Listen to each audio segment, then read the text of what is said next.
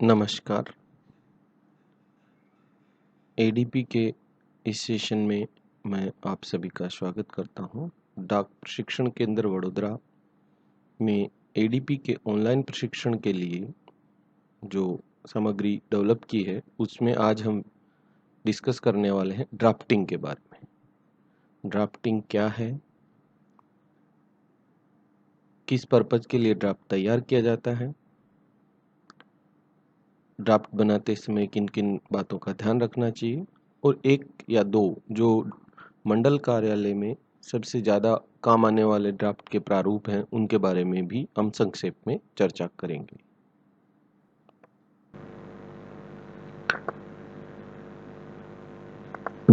Drafting के बारे में जानने से पहले सबसे पहले ये जानना अति आवश्यक है कि ड्राफ्ट होता क्या है। यदि पारिभाषिक रूप से देखा जाए तो जो कम्युनिकेशन इशू किया जाना वाला है उसका रफ कॉपी है वो एक ड्राफ्ट है, या दूसरे शब्दों में कहें तो जो फैक्ट्स, नोट्स और डिसीजंस जो किए गए हैं उनको एनुमरेट करना ही ड्राफ्टिंग है। ड्राफ्ट इस्तेमाल किया जाता है सजेशंस को, कंक्लूजन्स को और इंस्ट्रक्शंस को कन्वे करने के लिए। तो इस तरह से हम समझ सकते हैं कि ड्राफ्ट जो है वो बहुत ही महत्वपूर्ण है। ड्राफ्ट हमेशा तैयार किया जाता है जब कॉम्पिटेंट अथॉरिटी या कॉम्पिटेंट ऑफिसर जो है वो ऑर्डर दे देते हैं। ऑर्डर जो इशू किए गए हैं उसमें महत्वपूर्ण होता है कि रिप्लाई किस तरह का दिया जाना है और किस मोड से दिया जाना है और किस ऑफिसर को दिया जाना है। ये सारे जब आ जाते हैं तो ड्राफ्ट में हम ड्राफ्ट तैयार करते समय हमेशा हमें ध्यान रखना चाहिए कि जो ऑर्डर दिए गए हैं नोटशीट पे उसका एग्जैक्ट इंटेंशन ड्राफ्ट की बॉडी में आ गया हो, ड्राफ्ट में समाहित हो गया हो। ड्राफ्ट की भाषा हमेशा क्लियर और कंसाइज होनी चाहिए।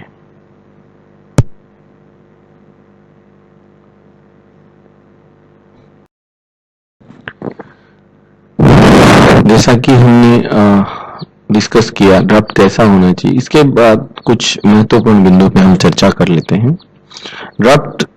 सभी ड्राफ्ट जो हैं जब बनाए जाएं तो फाइल नंबर हमेशा ड्राफ्ट के ऊपर आना ही चाहिए। फाइल नंबर कंपल्सरीली हर एक ड्राफ्ट में होना चाहिए।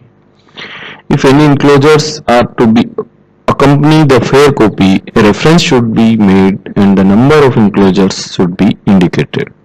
यदि किसी भी ड्राफ्ट के साथ, फेयर कॉपी के साथ अगर कोई इंक्लोजर हमें भेजना है तो उसका नंबर हमेशा ड्राफ्ट के अंत में लिखा हुआ होना चाहिए, इंडिकेटेड होना चाहिए।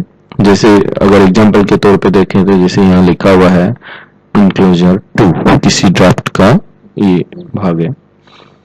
If the communication is of important nature, यदि कोई जो कम्युनिकेशन किया जा रहा है वो बहुत महत्वपूर्ण मुद्दे का है, महत्वपूर्ण है, then mode of dispatch that is registered or insured post etc. are also to be mentioned in the draft. Draft तैयार करते समय हमेशा ध्यान रखना चाहिए कि लेफ्ट में मार्जिन जो है वो पर्याप्त मार्जिन छोड़ा जा सके लेफ्ट साइड के में, and draft to admit additions और interpolations. The name and the designation and the telephone number of the officer who signed the draft should be mentioned. Draft में हमेशा जिस व्यक्ति के साइन किए जा रहे हैं, जिस अधिकारी के साइन हो रहे हैं उसका नाम, नंबर हमेशा मेंशन होना चाहिए। The officer who concerned will initiate the draft in token of approval. जो concerned officers हैं वो अप्रूवल के तौर पे, टोकन के तौर पे उसमें इनिशियल करेंगे। अंत में हम चर्चा करते हैं कि कितने तरह के ड्राफ्ट होते हैं, उनके फॉर्म्स किस किस तरह के हैं। तो यहाँ में महत्वपूर्ण 4 तरह के जो फॉर्म्स हैं कम्युनिकेशन के ड्राफ्ट के, उनके ऊपर ही मैं बात करूंगा। ये हालांकि there are more than 12 types of forms of communication, but हम महत्वपूर्ण जो है 4 तरह के कम्युनिकेशन है उसके बारे में बात कर लेते हैं। जैसा कि पहला है लेटर। लेटर जो है सामान्यतः जनरल कॉरेस्पॉन्डेंस को करने के लिए इस्तेमाल किया जाता है। लेटर हमेशा सैल्यूटेशन डियर सर या मैडम के साथ शुरू होगा और हमेशा complimentary close that is yours faithfully, yours sincerely etcetera के साथ समाप्त होगा। ये हमेशा लेटर बनाते टाइम ध्यान रखना चाहिए। दूसरा हमारा प्रकार है फॉर्म ऑफ कम्युनिकेशन में demi official letter. Demi official letter या हम साधारणतः इसको डीओ लेटर बोलते हैं। तो डीओ लेटर जो है वो उसका इस्तेमाल जो अधिकारियों के बीच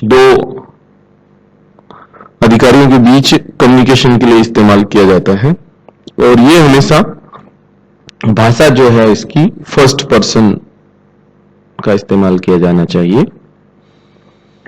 तीसरा प्रकार है ऑफिस मेमोरेंडम। ऑफिस मेमोरेंडम का इस्तेमाल अदर डिपार्टमेंट्स के साथ या कोई इंफॉर्मेशन मांगनी हो या कन्वे करनी हो उसके लिए एम्प्लॉइज के साथ इस्तेमाल किया जाता है। तीसरा है टेलीफोनिक कम्युनिकेशन, चौथे प्रकार का।